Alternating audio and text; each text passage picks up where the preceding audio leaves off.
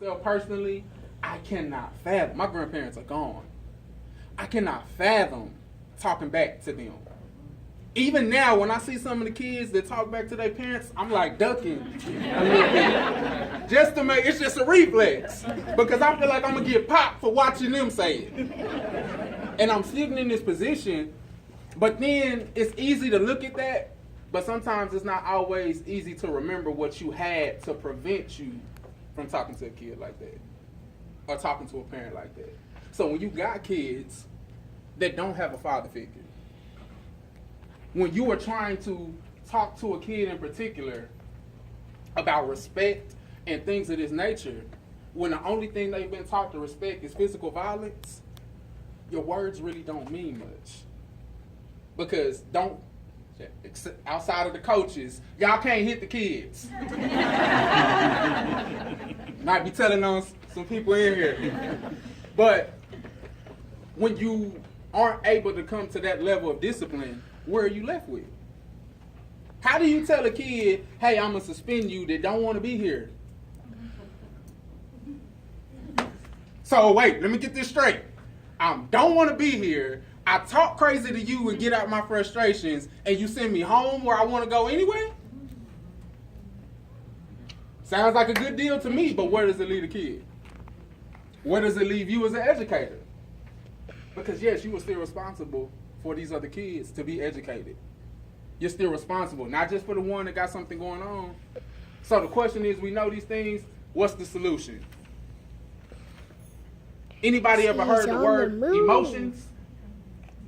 Who's in control of their emotions in here? Nobody? Nobody's in control of their emotions? Okay, I need 3 volunteers. Be brave, come on. Come on. Yay, Go ahead, bring your chair. Oh. Gonna be as visual as possible. You coming too? Ooh, got my baby's old principal. This one right here. Thank you, sir. Okay. Okay, I didn't wear it there. I'm a visual person. So y'all go ahead and have a seat. So we're gonna pretend that this is a car. This is a car. And these are my lovely kids. Beautiful, wonderful, sweet kids. Look, some of y'all already nervous. Like, oh. Don't touch me. Don't look So, at me. this is my 3-year-old. Right here. 3.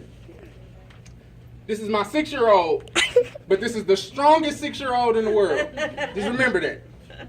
And this is my 17-year-old. It's the big girl. That's daddy's baby. Remember that. So we're driving and we're in the car. The 3-year-old decides that they are ready to go home. They have had it. They're upset. They're screaming at the top of their lungs. She's just screaming, I want to go home! I want to go home! And I'm this car seat. Yes. So she's flipping out, and I'm driving.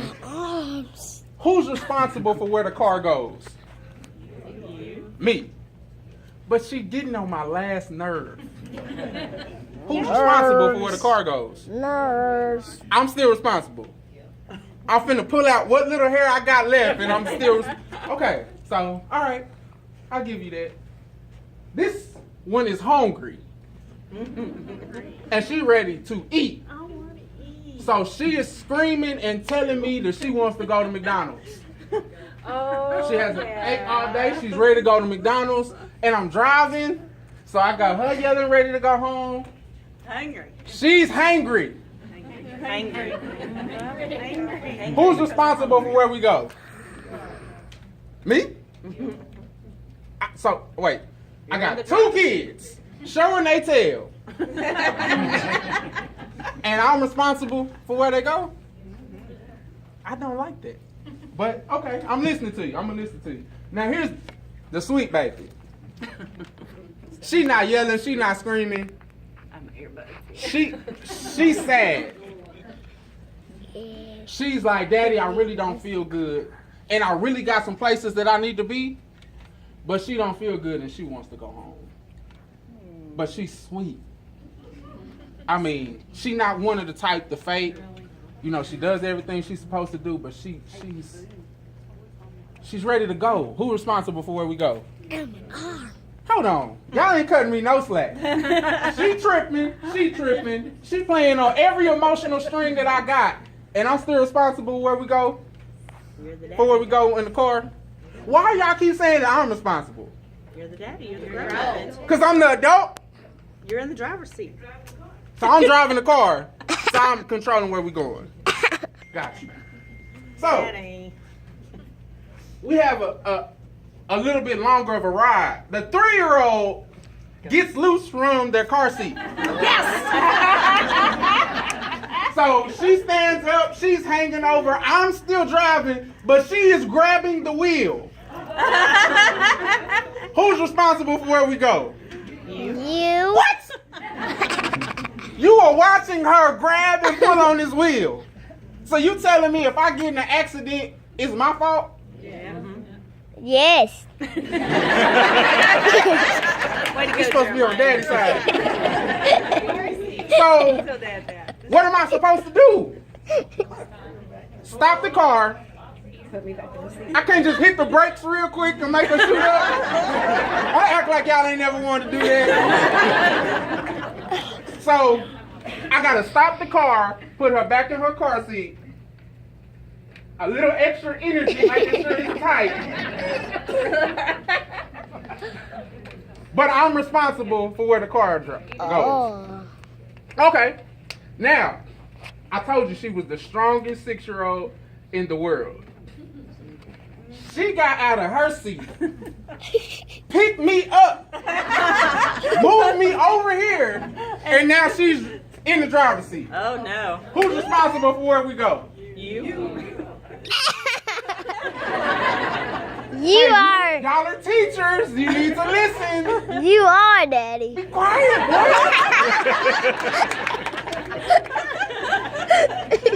She is in the driver's seat, meaning she's on the wheel. You telling me I'm still responsible? She's 6 years old. She's 6 years old. She's the strongest 6-year-old in the world. She literally picked me up and put me over here. I'm still responsible. So she hit somebody, I'm in trouble. I can't tell the police that. Then you're really in trouble. Yeah. Okay. So You're gonna have to go to jail, same thing. Daddy. I gotta find a way to stop the car and put her back in her seat and get back in the driver's seat. That's what y'all telling me. It sound like what y'all was. Y'all sound like y'all would say something like that. Now I got the 17-year-old, the sweet baby. She begged me to let her drive. Please, Daddy, please. And she can actually drive. She got her permit. I'm an adult. So I let her get into the driver's seat. Oh. You have a left foot. And she's driving well, and we all go to sleep. We're asleep. She hit something, and we didn't wake up. So she decides that she's just going to leave the car. She left because she didn't know what to do. Bye-bye. And I'm sitting here, and I wake up to flashing lights, and get off the car! And I'm sitting back like, did you do this? Nope, I'm still strapped in. You're still strapped in. You're safe. Who's responsible for what just happened? She did it. Yeah, thank you, baby. Who's responsible? You are. I'm still responsible. Yes, you are. Even though she drove into something and then got out the car, I'm still responsible. Yes. I don't like this. Yes, you do. No, I don't. So you go ahead and have a seat. Now I'm going to explain this to you. Y'all might regret your answers. You might still like your answers. But every situation, y'all told me that I was still responsible because I was the adult, because I was driving, because You're the daddy. I'm the daddy. So I'm in a place of authority. I'm the adult. And the big key that everybody said, They're just kids. You are the 4-year-old. I ain't no 4-year-old. But the big thing is y'all said these are just kids, right? Y'all remember that? Don't try to flake on me now. Y'all said that. You have 4 These kids. are just kids. So let me re-describe who this is. I told you what she did, but I didn't tell you who she was. This is anger. Anger? Yes, this is anger. You are angry So- too. When you driving along, doing what you trying to do, how many have ever made some not so wise decisions when you were angry? You have. How many people tried to excuse what they did because they were angry? You did one time. Never? Never. I like her. You need to be on her team. Y'all don't sound as enthusiastic about this now. Now raise your hand again if you've ever done something, anything your whole life that you weren't proud of when you were angry. Who's responsible? You are. You are. You. Okay, so now that's anger. But did you notice how anger was just aggravating at first? But then it seemed to come in and affect a little more the more it progressed. See, it wasn't the same thing when they were talking as it was when she came up and put her hand on the wheel. At first, it was clear cut. You don't need to let nobody just talking to you affect where you go. It wasn't much argument. But if you were in the driver's seat and somebody was pulling on the wheel for you, say your anger, and you want to deal with somebody in a certain way, but you got somebody else jerking on the wheel. Do you drive the same? Even though you're responsible, would you drive the same if you had somebody else tugging on the wheel? Now, even though you're responsible, what's the number one thing that you want at that point? Control, peace, quiet. Looking for something else. Start with a U. Understanding. You want understanding. Because during that time, you wouldn't have drove like that if you didn't have somebody else pulling on the wheel, correct? Man. So we went from anger to fear. This represents fear. Who's ever done something wild when you were afraid? I still remember when I worked at Sprint and I punched the customer because they jumped out and scared me. So we're walking. I knew I thought I was gonna get fired because I walked in because we had the back door. Come out the back door. Well, his wife had went back to use the bathroom, so he thought I was his wife coming out. So he jumped out from the counter, and before I knew it, I stuck him, and I'm like, "I'm fired. Are you okay?" And he's laughing. He's a good sport about it. He's like, "You're pretty quick." I'm like, "Yeah." Don't tell my manager that. Yeah. But I was scared. I had no intention of punching this man. But he jumped out of nowhere and my fist connected. And there was no thought to it. I was scared. So now, it's a place where possibly when you're afraid, fear takes over. It's not affecting. You become a passenger in fear. Fight or flight. Y'all science teachers taught about that? Adrenaline's built up, and you got an action that is taking place. Now, when you're afraid, who's responsible? We are. We're still responsible, but does it change the narrative at all when you're terrified? It doesn't? It still looks exactly the same. But what's that U word that you want again? If you went into the courtroom, do you think you would have told the judge what had happened for him to try to get some understanding to your circumstance? Or are you just going to leave it straight at the fact that the car hit something? Because at the end of the day, you ran into something. Whether she got in the wheel, either one of them, at the end of the day, the car hit something.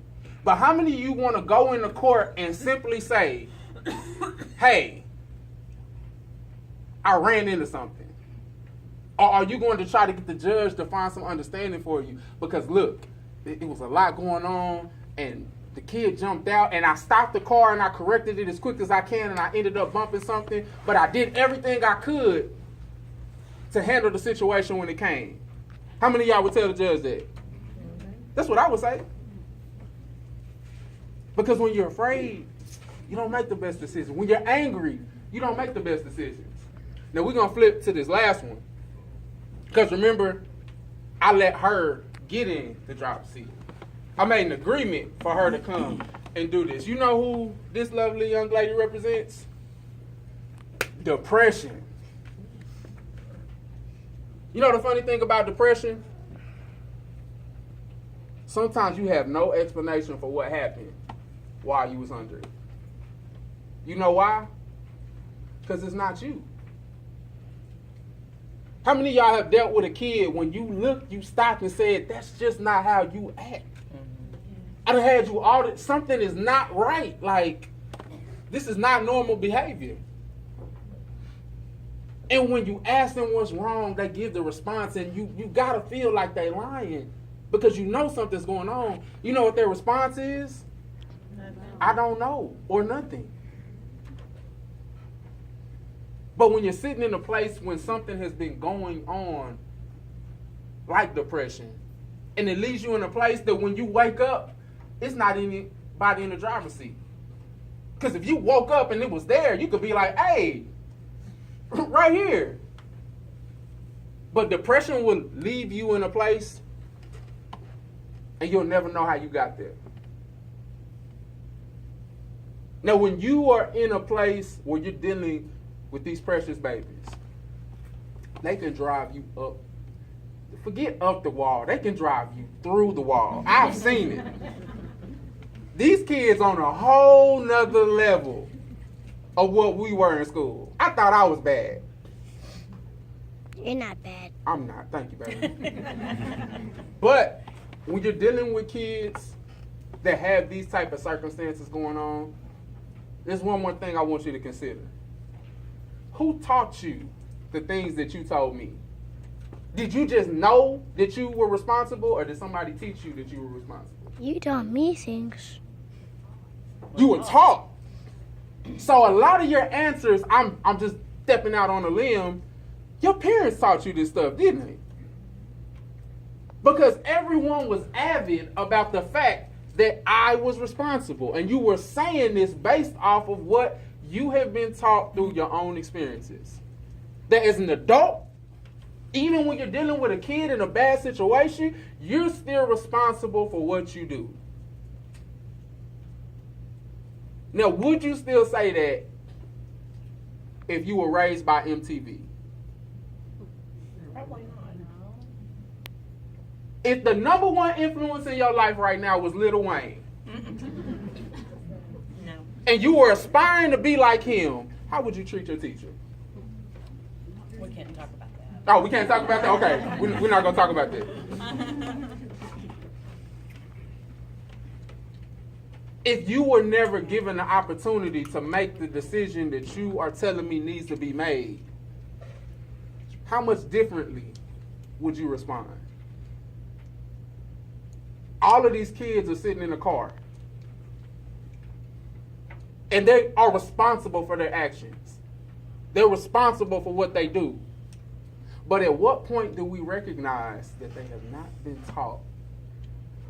One of the most dangerous things you can do as a person, not just a teacher, is constantly live under a false assumption. Some of you have had the unfortunate pleasure of dealing with the fact you have kids in middle school that can't read. As an educator, what are you supposed to do about that? What are you supposed to do when you're handing the kid homework and they're flipping out because they learn how to, instead of saying, hey, I need help, I've made it through all this, and I'd rather deal with the embarrassment of being called a bad kid, I'd rather be tossed into a particular program because I have that sense of control, than come out to you and tell you, look, I don't know how to read. Now, you as an educator, how are you supposed to deal with that? Because I'm sure everyone has the expectation for your student to come in to at least be able to read. Correct? Now, not only is that frustrating on the child's end, that's got to be frustrating on your end. But how many of you know that you've had kids pass through your class and because of their behavior issues, you never even got to see that they couldn't read? Because they learned the game. They learn how to act up bad enough to get that tag that nobody wants to deal with them. And even the teachers that would love to deal with these students, you still have 29 other kids that you're responsible for. So there is no finger pointing at this point. Only thing we're doing is pointing out the fact that these things happen. You're dealing with this on a daily basis. So kids that do not have what you were already taught, what you have been surrounded by, what do you do with them? Do we just suspend them? Do we just send them to ISS? Do we just send them to RAC? You stop and put them back in their seat. But this is the thing I offer to you. Yes, that's the corrective action, but y'all need help to do that. That's what From Boys to Gentlemen is about. See, I take it personal when somebody attacks an educator for doing something that is not feasible for them to do. A lot of y'all have every will and intention to help these kids, but you lack the time. Because even when you're sitting down and you're trying to bring them to tutor and doing all this, that does not compete with the 17 hours that they finna spend on 2K and Call of Duty. That's not y'all's, because y'all can't do that. Then you have parents, single parents, and parents that are working that aren't able to get their kids the extra time that they need. So you got frustration on every prong. Kids that are acting out for God knows what the situation is. Teachers that are frustrated because they're constantly pressured and attacked for things that they can't control. Then you have parents that have to deal with the embarrassment that they accept. Because one thing, if you haven't noticed already, when you go and tell a parent about their kid, they're already in an extreme defense one way or the other, for the most part. You got a couple parents that'll hear you listen out and let's go forward with it. But usually, correct me if I'm wrong, you got one or two responses. Either they're going to attack you and they want to know what you did to make their kid act up so bad, or they finna flip out on the kid because they broke the 11th commandment. You know what the 11th commandment is? Thou shalt not embarrass me. It's somewhere in there because they definitely live by it. Parents do not like to be embarrassed by their kids. Especially a single parent. Because a single parent sees how their child acts as a complete reflection on them. When my child act out, you see me as less than what I am. So I'm going to overcorrect because I'm not going to have you thinking I'm one of them parents that just let this happen, let that happen. So you got the corrective action, but you don't have the nurturing to come behind it. That's what these kids are dealing with. That's what you were dealing with. And it sounds like a lot. But now we're going to focus on some simple things that make your burden a lot lighter. How do you get 120 kids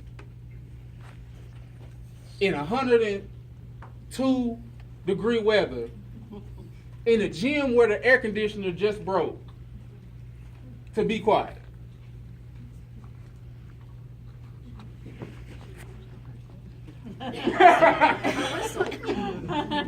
A whistle.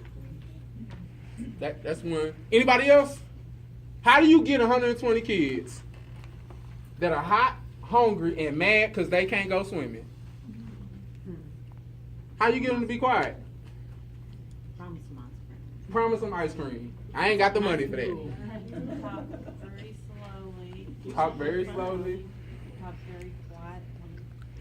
And try not to raise your voice higher than you. Give them some So they'll food. start listening to you. Man, I never tried that, but I don't. 120 kids. I'm not sure if quiet is gonna work. Do something fun. Something fun. What else? Yeah, songs. Song, music. What else? Give me two more. Find something that interests them. Something to interest them. I like that. One more. Call Chris' daughter. Don't call me. You know what the number one way to do that is? Relationship. See, people are focused on that moment. When somebody can walk into the gym with 120 kids and recite the first verse of a song and they all get quiet. And they will ignore the repetitive time it took to develop relationship with these kids. They didn't get quiet because of the song. They got quiet because they remember who put a Band-Aid on them. They got quiet because they remember when they looked guilty, you still took the time to listen to them. And really found out if that's really what happened. They remember that. When they were sleeping in class, instead of just tossing them out or whatever the case may be, you might have asked them what was going on and found out they had a ridiculously hard night. And you let them know, hey, we're going to deal with this. Let's try to have a better day tomorrow. They remember that. Do you think somebody that they see as just a frustrating figure with no relationship is going to be able to go in there and get them quiet? And it really boils into that position where relationship is the best tool that you have. Not to say you're going to be buddy-buddy with everybody. Because there's a lot of people that the relationship that they have is simply, hey, you know what time it is. When you build a consistent relationship of, hey, you get positive consequences for this, you get negative consequences for this, and that's what you follow through with, that's building a relationship. It's also building something that a lot of kids don't have. Trust. Until you realize that kids have been taught not to trust you. That sounds weird, right? But I want to ask you a question. Who has social media in here? I have seen social media. How many memes could I go pull up right now to talk about how miserable a teacher's life is? You got the girl running from the guy. It's like how teachers respond on the last day of school. Now, all of these things are in good fun because you know you got a lot. But what does that say to a kid? They don't want to be there.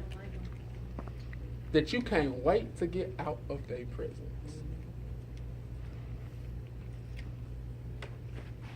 That you are the biggest stress factor on their life. That you would rather be doing anything but showing up on Monday morning.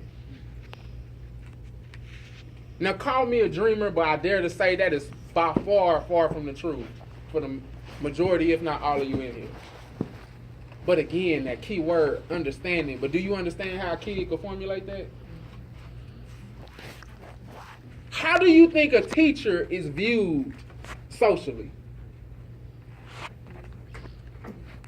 Miserable. Uncaring. Not there to teach. There for the money, which is the biggest joke. I seen what y'all make. These are the things that are instilled in these kids over and over and over again. So one of the first tools that you have to work with is to break that. Humanize yourself. The more you know and the more you share, the more you allow this kid the opportunity to really come forward with something. Because when I get some of your students, I get them without the medication. When I get them at the rec centers and the detention centers, they not on nothing. I don't know what that is, like give them a break over the summer. So a kid that's been doped up the whole school year, you gonna send him to me with a whole bunch of balls and sticks to throw. So I'm sitting back and I'm watching, but as I'm watching, if you ever get some of these kids to sit down and listen to them, they're brilliant. Not just from an academic standpoint, but intellectually, emotionally. They see what you're going through. So when you're frustrated about something that's going on at home, you may not be taking off on the kid, but do you know it's kids in your classroom because of their life experience of seeing like, oh, his wife tripping. And I say nothing to him today. Or man, I think he forgot the anniversary again. Like kids are having this conversation.